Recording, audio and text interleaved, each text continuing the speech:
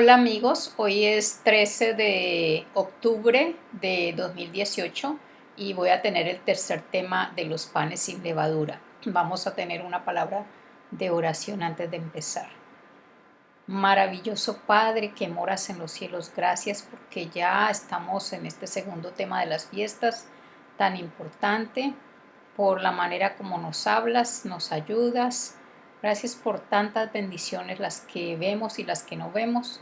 Y te pido, Padre, que sigas bendiciendo a las familias, a los amigos, a los desconocidos que escuchan estos mensajes, que les des inspiración y que los ayudes siempre a caminar por tus caminos.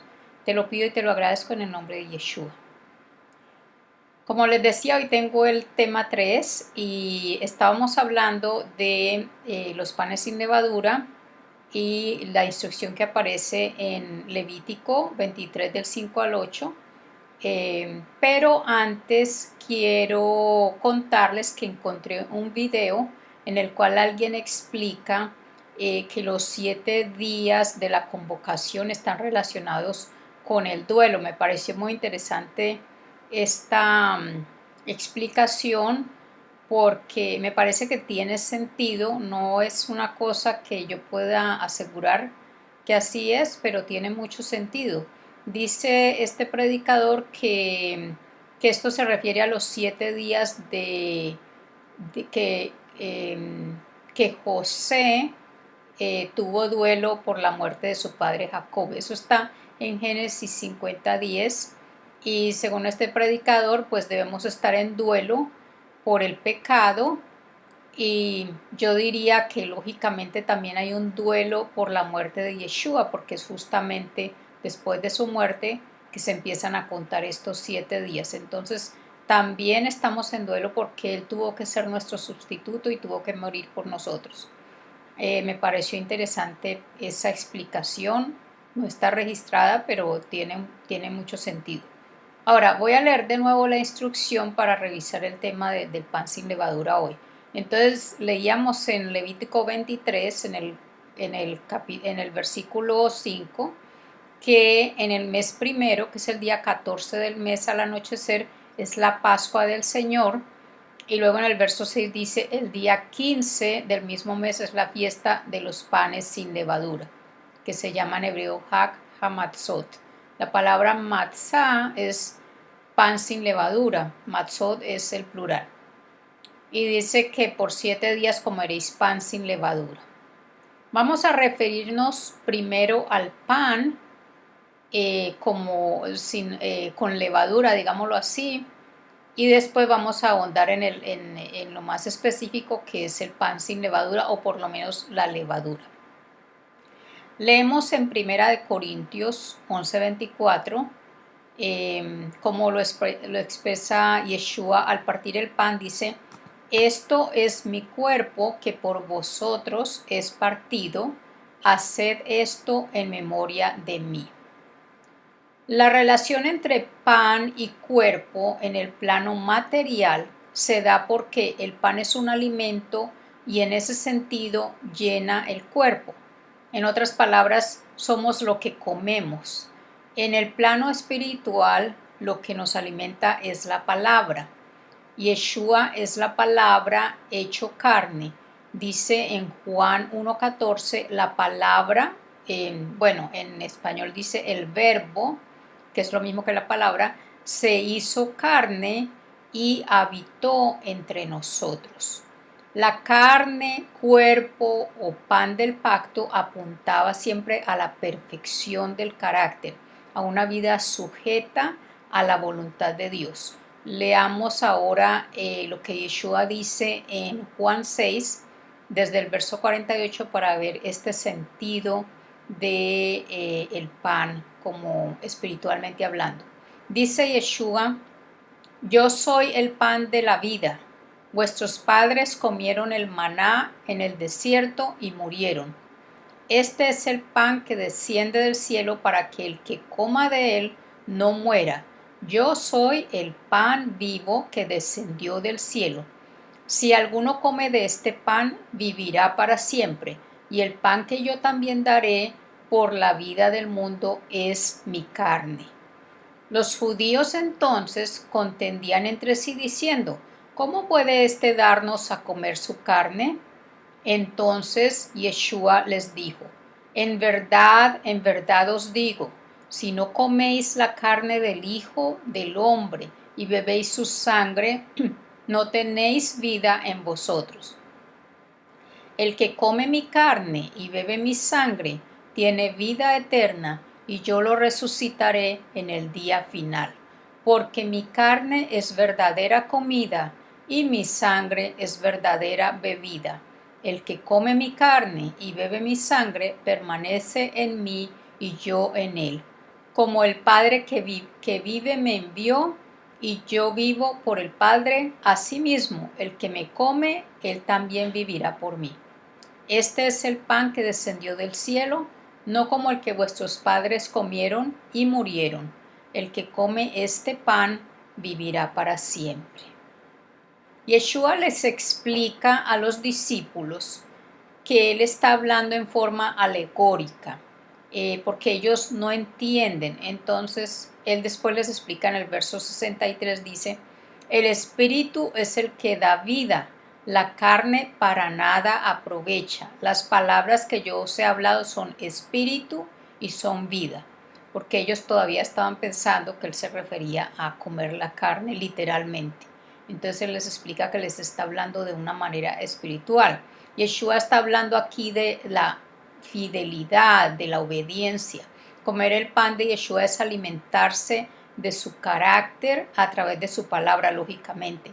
También en el plano espiritual somos lo que comemos. Si estamos leyendo todo el tiempo la palabra, reflejamos esa palabra.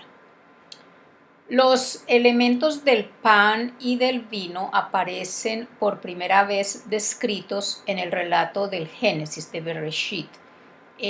Las escrituras en Bereshit 40 relatan que cuando Joseph o José, el hijo de Jacob, de Jacob, estaba preso en Egipto, dos hombres de su celda tuvieron sueños que no podían entender.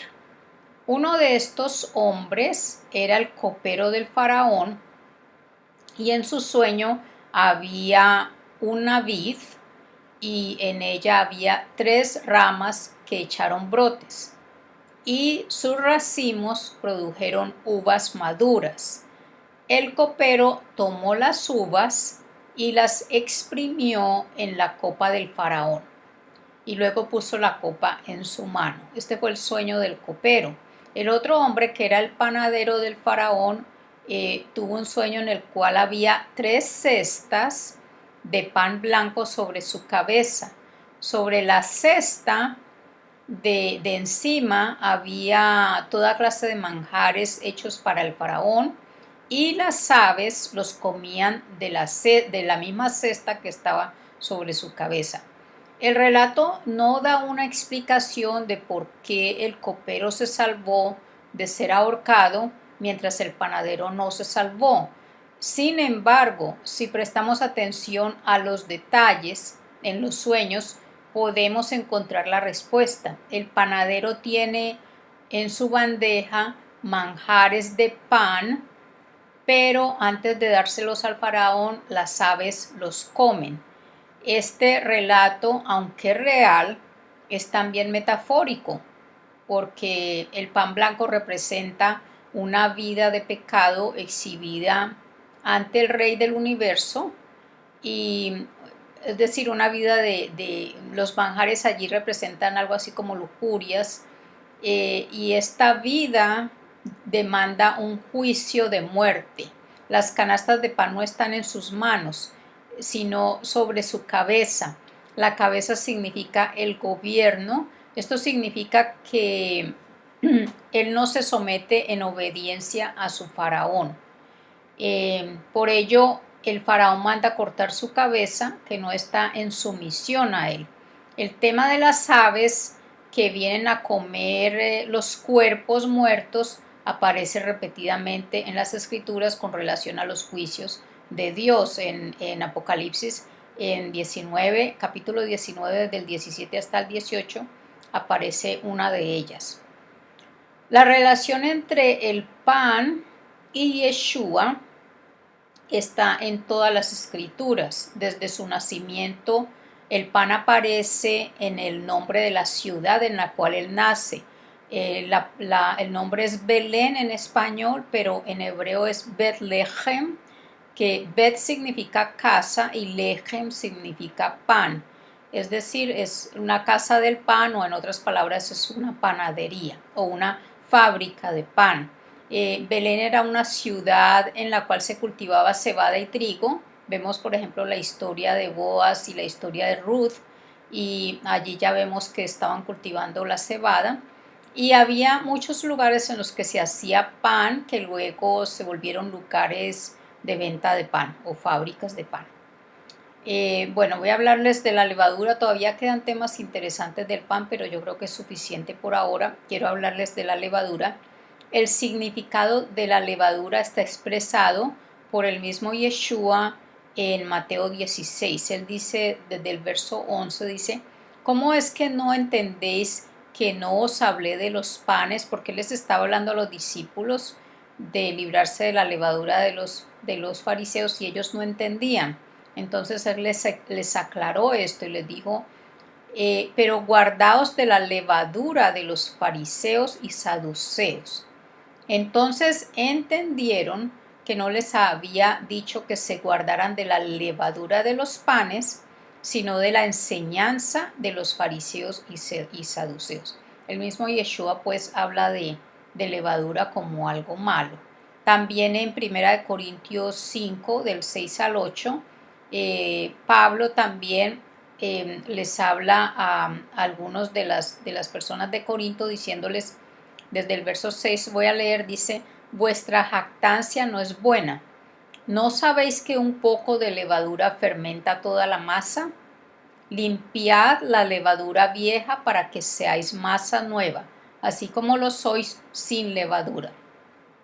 Porque aún el Mesías, nuestra Pascua, ha sido sacrificado. Por tanto, celebremos la fiesta no con la levadura vieja, ni con la levadura de malicia y maldad, sino con panes sin levadura, de sinceridad y de verdad.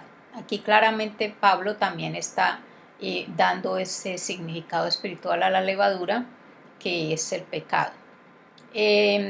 También en la primera cena pascual en Egipto, la instrucción fue comer la carne del cordero con pan sin levadura y con hierbas amargas. Eso estaba en Éxodo 12:39.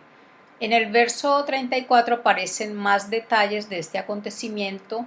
Dice así: y llevó el pueblo su masa antes que se leudase, sus masas envueltas en sus sábanas sobre sus hombros. Paradójicamente, el cuerpo de Yeshua, que era un cuerpo sin levadura, ¿sí? Cuerpo sin levadura de Yeshua, fue envuelto en paños y también fue puesto en un sepulcro.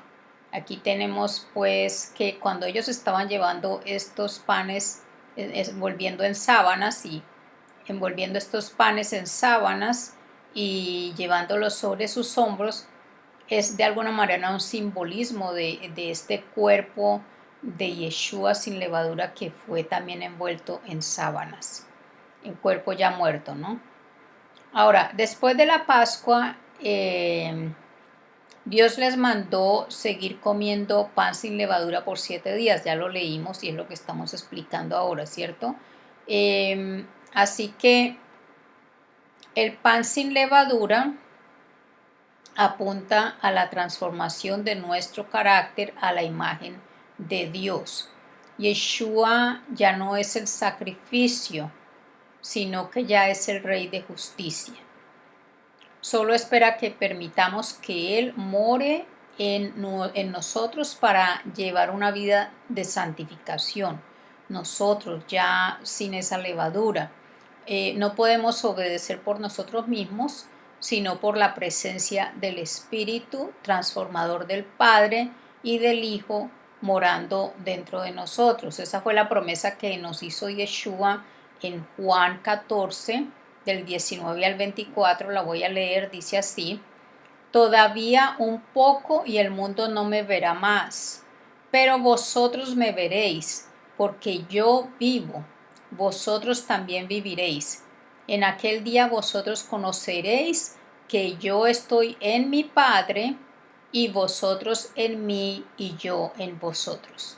El que tiene mis mandamientos y los guarda, ese es el que me ama, y el que me ama será amado por mi Padre, y yo le amaré y me manifestaré a él. Eh, eh, y entonces luego le pregunta a Judas, pero no al Iscariote, le dice, ¿cómo es que te manifestarás a nosotros y no al mundo? Y Yeshua respondió, el que me ama, mi palabra guardará, y mi Padre le amará, y vendremos a él y haremos morada con él. El que no me ama no guarda mis palabras, y la palabra que habéis oído no es mía, sino del Padre que me envió. La palabra hebrea para pan sin levadura es matzá, ya se los expliqué, y está compuesta por 3 letras que son la mem, la tzade y la hei. Y esta palabra se refiere a la masa de harina humedecida cuando está estirada. La primera letra, la mem, hace alusión al poder que se ejerce con el rollo para amasar, como la presión que se hace, porque recuerden que la mem significa poder o fuerza.